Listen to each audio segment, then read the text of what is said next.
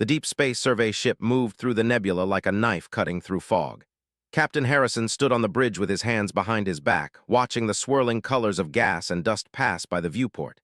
He had been a ship captain for 15 years, and he knew every rule in the book. He followed orders. He maintained discipline. He kept his crew safe by doing things the right way. Then the distress beacon changed everything. It came through the communication system as a weak pulse, repeating over and over. The signal was old and broken, coming from somewhere deep in the nebula. The navigation officer, a young man named, immediately checked the database. The beacon's signature did not match any known human vessel or any allied species. It was alien, unknown. Protocol was clear. When you found an unknown alien signal, you logged it and reported it to the Galactic Council. You did not investigate. You did not risk your crew. You did not make contact with beings you could not identify. Looked at the signal on his screen. Something inside him would not let him follow protocol. The changed course. It took 16 hours to reach the source of the beacon. The ship that hung in space before them was dying. It was not large, maybe half the size of its hull was torn open in 3 places. Sections of the ship floated in pieces around it. The reactor must have failed long ago because there were no lights, no signs of power. Just a dark, broken shell of metal and what might have been biological material. The crew wanted to turn away, said they should. The chief medical officer, Dr. Maria Santos, said the ship was a death trap. The chief engineer said there was no atmosphere, no heat, probably no survivors. Every person on that bridge agreed with the protocol. Get away. Report it. Let the authorities decide what to do. But Captain Harrison saw the distress beacon still pulsing, even though the ship was clearly destroyed. Someone down there wanted to be found. Someone down there was still sending a signal, even though nobody should have been alive to do it. Ordered a rescue team to board the ship. The airlock opened into darkness. The rescue team moved through the broken corridors with lights cutting through the black. They found dead bodies in some sections, all of them alien. The bodies had been dead for weeks. The ship smelled like decay and burnt metal and things that had no names in any human language. In the main living quarters, they found the child. She was small, maybe 8 years old in human terms, though they would learn later that alien species measured age differently. Her skin was silver like moonlight on water. Her eyes were large and violet like 2 amethyst gemstones looking at the world. Small antennae rose from her head and trembled with fear. She was curled in a corner, wrapped in something that might have been a blanket, her whole body shaking with cold and terror. The rescue team wanted to leave her there. One of them, a man named Greg, said she might be dangerous. She might carry diseases. She might be a trap, but the girl did not move toward them. She pressed herself harder into the corner, making herself smaller, trying to disappear. She was not dangerous. She was terrified. The rescue team brought her back to they put her in the medical bay with Dr. Maria watching over her. The girl did not fight. She did not attack. She simply sat on the medical bed and looked at everyone with those violet eyes that seemed to hold the weight of the entire universe. Then the messages started coming. The Galactic Council learned within hours that Captain Harrison had brought an unknown alien creature aboard his ship. The Council was not pleased. They sent a warning through quantum communication. The creature had to be ejected immediately. The Council did not care that she was a child. They did not care that she had been the only survivor. They sent message after message, each one more insistent than the last. You must eject the creature immediately. The creature is dangerous. You will face sanctions. You will lose your ship. You will lose your position. You will lose everything. The Council sent information about the girl's species. They were called. They had lived on a distant world for 10,000 years. Their civilization was advanced, but it was also unknown to most of the galaxy. The Council had few records about them. The records they did have suggested that were unpredictable. Some information suggested they could sense things that other species could not. Some old texts hinted at strange powers. The Council did not want to risk learning what those powers might be. More messages came. Other ships had been destroyed in this sector. Unknown causes. The Council suggested that they might have been responsible. The Council suggested that this girl might be a weapon or a spy. The Council suggested that she might be infected with something that could kill every human on the ship. They said, eject the Cub. It is dangerous. Harrison went to the medical bay to see the girl. Dr. Maria was sitting beside her, studying a device that the girl had made from pieces of the medical equipment. The device was small and beautiful, made with precision that human hands could not match. The girl had arranged molecules in a pattern that created a harmonic frequency. The device hummed with a sound that was not quite music, but was also not quite anything else. The girl looked at and made that same humming sound. Her voice came out as words, slow and careful, like she was learning to speak as she went.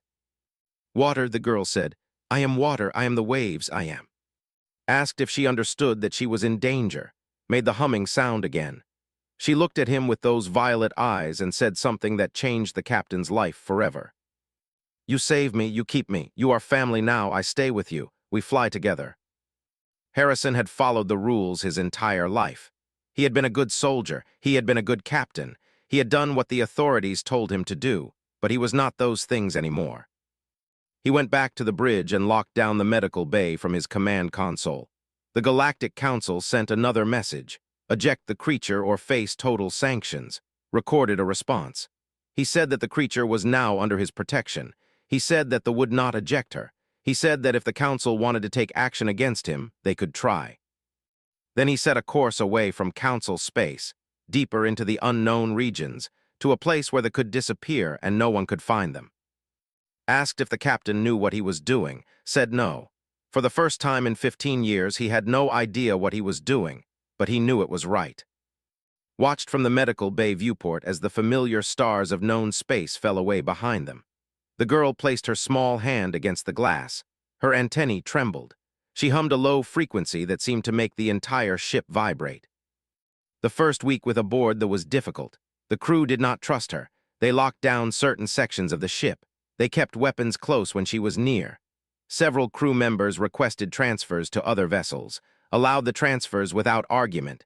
He wanted only people on his ship who could accept what he had chosen to do. Dr. Maria Santos was different. She treated like a person, not a threat. She brought the girl meals and sat with her while she ate. She showed her pictures of Earth. She told her stories about human civilization. Slowly, Sphere began to fade. The violet eyes that had been so frightened began to show curiosity. The antennae that had trembled constantly began to move with purpose and interest. It was who made the first real discovery.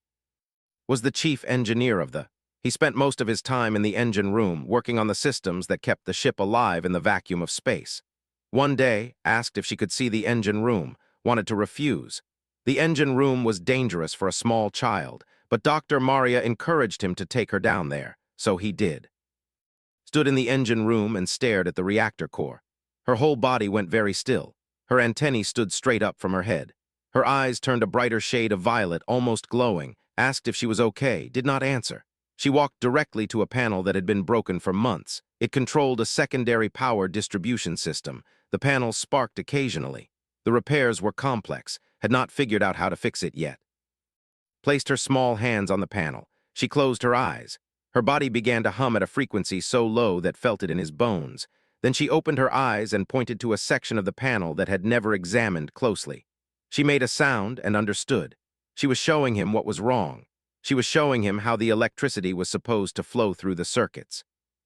It took 3 hours to repair that panel, following guidance. When he finished, he ran a diagnostic. The repairs were perfect. The secondary power system was now fully functional. The efficiency of the entire ship increased by 8%. Started bringing to the engine room every day. She would place her hands on different systems and would feel her teaching him. It was not learning the way humans learned. It was learning through sensation and feeling and understanding. Could perceive the electrical flows and the mechanical vibrations that human instruments could barely detect. She understood how systems worked the way humans understood how their own bodies worked. It was instinctive for her. Within 2 weeks, had made 17 repairs and improvements to the. The ship was now 30% more efficient than it had been when it left Council space. But was just the beginning. Began to show different abilities to different crew members. She understood the navigation systems by sensing the magnetic fields and radiation that surrounded the ship. She helped chart courses that saved fuel and time. She understood the communication systems by perceiving the electromagnetic waves that humans used to send messages across space. She helped the communications officer understand how to boost signal strength without increasing power consumption. It was almost like could perceive 3 more dimensions than humans could see. She lived in a universe that was richer and more complex than the universe that human beings perceived. She could sense things that human instruments needed to measure. Her species had evolved to feel the universe directly, the way humans felt heat on their skin or pain in their muscles. But her greatest gift was emotional. Could sense how each crew member was feeling. She seemed to know when someone was worried or sad or angry before they even realized it themselves. She would sit with lonely crew members and simply be present. She would make that humming sound that seemed to calm their nervous systems. She would look at them with those violet eyes, and somehow their pain seemed less heavy. There was a crew member named Thomas who had lost his family in a spaceship accident 3 years ago. He had volunteered for because he wanted to disappear into the void. He did not want to live. He just wanted to be away from the grief. Spent time with him every day. She would sit in his quarters and hum. She would make drawings with him. She would tell him about her own lost family, about the civilization that had been destroyed. One day, Thomas told Dr. Maria that for the first time since his family died, he felt like he might want to live again. He said it was because it had shown him that surviving was not a betrayal of the dead. It was a way of honoring them. It was a way of proving that love was stronger than death. The crew's attitude toward completely changed. She was no longer a threat. She was not just a child they were protecting. She was a member of the crew. More than that, she was the heart of the crew. She held them together in a way that no captain or authority could do. 2 months into the journey, a solar storm hit. The warnings came early. The sensors detected the storm building in the sun ahead of them. It was a massive explosion of radiation and magnetic fields that was directly in its path. The ship's computers calculated the probability of survival. The numbers were grim. The storm would tear apart most ships. They might make it, but the odds were not good. Called an emergency crew meeting. He told them that they would fly straight into the storm. They would either survive and come out the other side, or they would be destroyed. Any crew member who wanted to abandon ship had the option to take an escape pod. No one would be judged. No one would be forced to stay. Not a single person left. The storm hit like a hammer.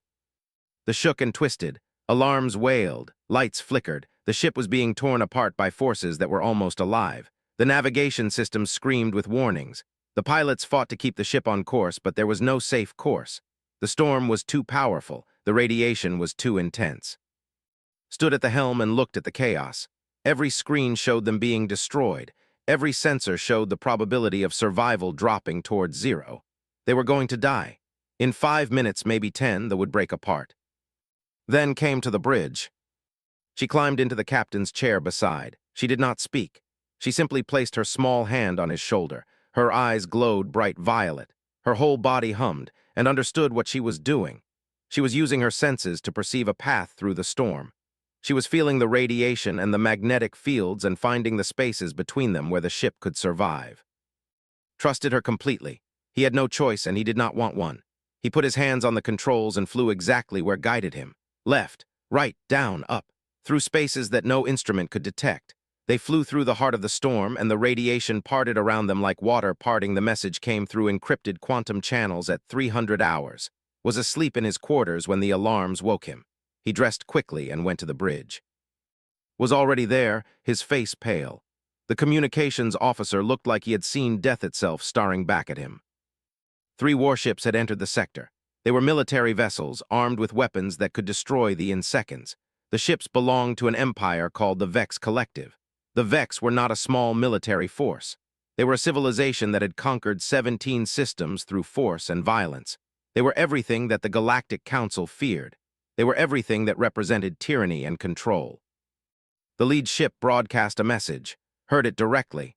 The voice was cold and mechanical, translated into human language by this communication system. This message is to the human vessel. You are harboring a creature. This creature belongs to the Vex Collective.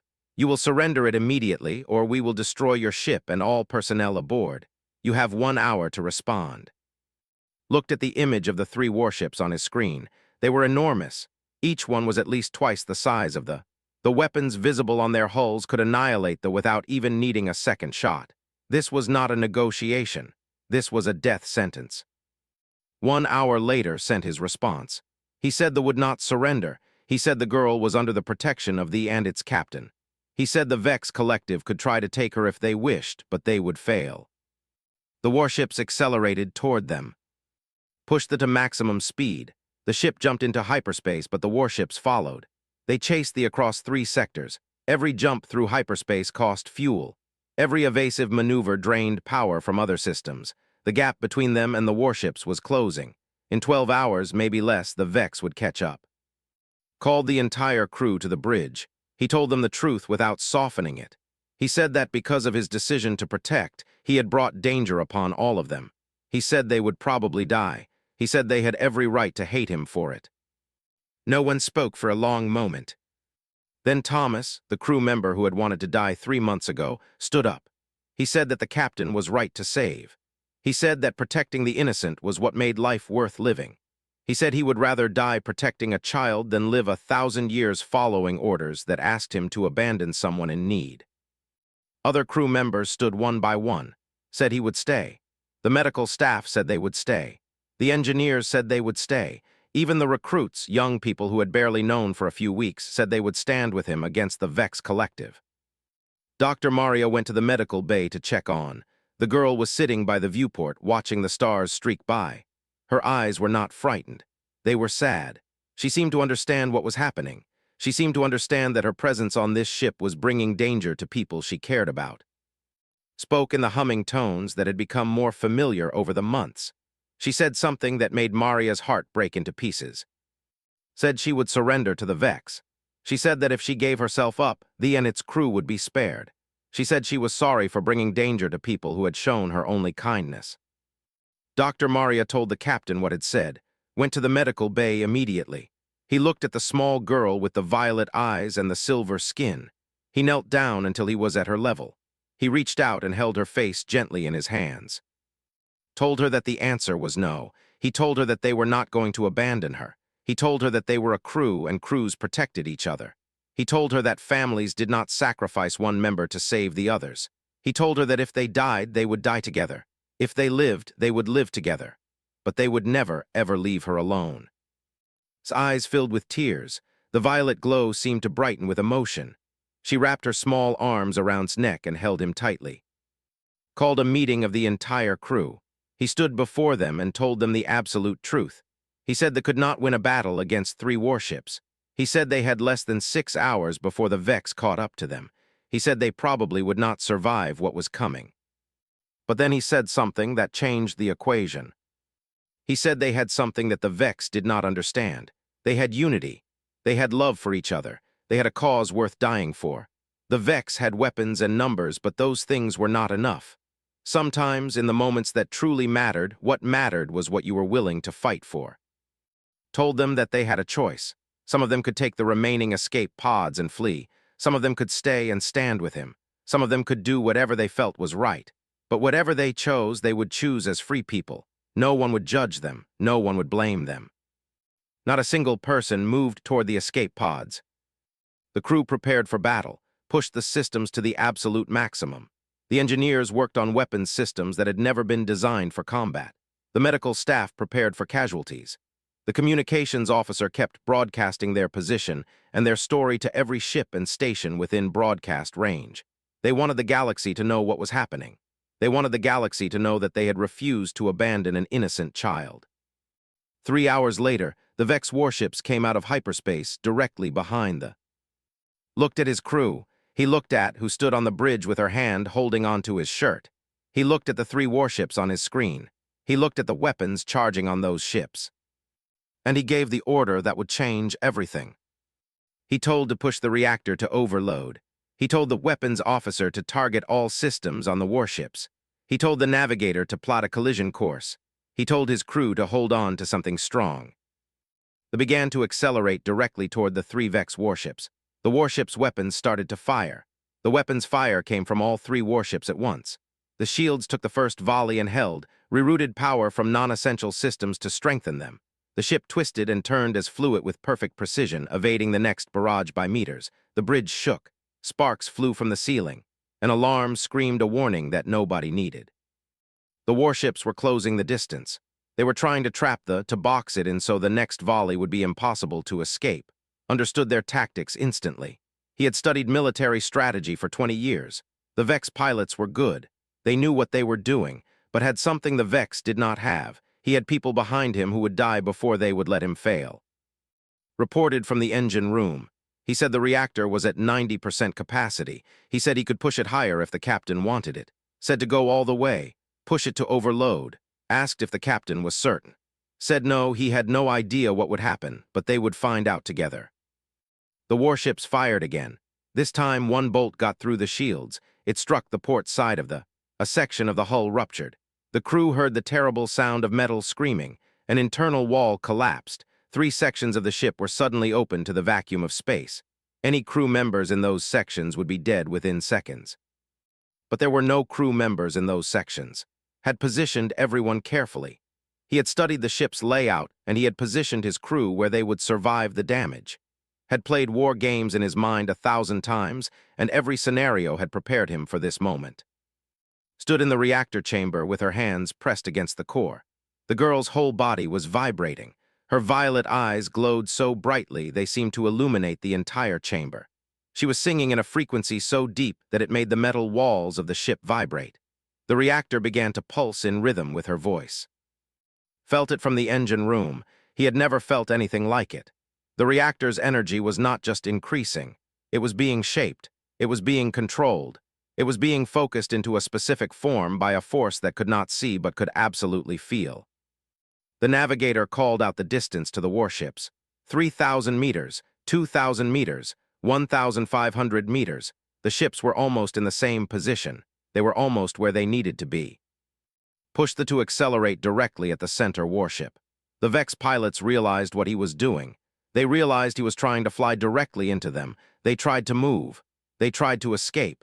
But they had positioned their 3 ships to trap they had made the perfect tactical mistake. They were exactly where needed them to be. They plunged forward like a spear. The warships fired everything they had. Weapons fire lit up the space between them. The shields collapsed under the bombardment. The hull took multiple hits. Sections of the ship were destroyed, but kept flying forward. He was not trying to fight anymore. He was not trying to win. He was simply flying toward the moment whence power would change everything. 1,000 meters, 500 meters, 200 meters. The reactor reached critical overload. But instead of exploding, it did something else entirely. His voice had shaped the reactor's energy into a specific pattern. The reactor released all its power in a single, focused burst of electromagnetic radiation. The burst did not destroy anything. It did not explode outward in a wave of destruction. Instead, it propagated through space in a harmonic frequency that had designed. The frequency hit all 3 warships at the same moment. Every weapon system on every ship malfunctioned instantly. The shields failed. The propulsion systems shut down. The targeting computers rebooted repeatedly, unable to lock onto anything. The Vex warships, which were the most advanced military vessels in the sector, became nothing more than powerless hulks drifting in space. But the frequency did not touch and his crew remained unharmed, understood immediately what had happened, had somehow encoded a shield into the frequency. She had created a wave of energy that attacked the warships but protected her own ship. She had done something that human scientists had theorized about for centuries but had never achieved. Flew between the 3 disabled warships. He increased speed and jumped into hyperspace. The warships could not follow. They had no propulsion. They had no weapons. They were completely helpless. The crew erupted in cheers. They had done the impossible. They had defeated 3 military warships. They had survived the unsurvivable. But when looked at the reactor's status, his heart went cold. Head collapsed. Dr. Maria was already running toward the reactor chamber, was right behind her. They found the girl lying on the floor, her body completely still. Her skin was no longer silver. It had turned a pale gray color. Her antennae were limp. Her eyes were closed. Maria performed emergency medical procedures. His heart was barely beating. Her breathing was shallow. The reactor had demanded everything from her body. She had poured all of her energy, all of her life force into that single act of power. The girl had almost killed herself to save them all. Maria told that was in critical condition. She said the girl might not survive. She said even if she did survive, she might not ever wake up again. Sat beside's medical bed for 3 days straight. He did not eat. He did not sleep. He simply sat there and held the small hand of the girl who had given everything for his crew. Thomas came and sat with him. The engineer came and sat with him. Dr. Maria sat with him constantly, running tests and monitoring the girl's condition. The entire crew came in shifts to sit with their protector and their heart. On the fourth day, Sai's opened. They were still violet, but they were dimmer now. The girl was weak, her body was exhausted, but she was alive, she was going to live. Bent down and pressed his forehead against hers. He told her that she was the bravest person he had ever known. He told her that she had saved all of them. He told her that he loved her the way a father loves a child. Made the humming sound. It was quieter than usual, but it was still there. She said one word in her broken human language. Family. Held her hand and promised that they would always be family. Nothing would ever change that. They would fly together always, forever. The and its crew would move through the galaxy protecting this girl and allowing this girl to protect them. They had found something that the Vex Collective and the Galactic Council could never understand. They had found love stronger than law, recovered slowly. It took 3 weeks before she could walk. It took 2 months before her strength returned to anything close to normal. But Dr. Maria was patient.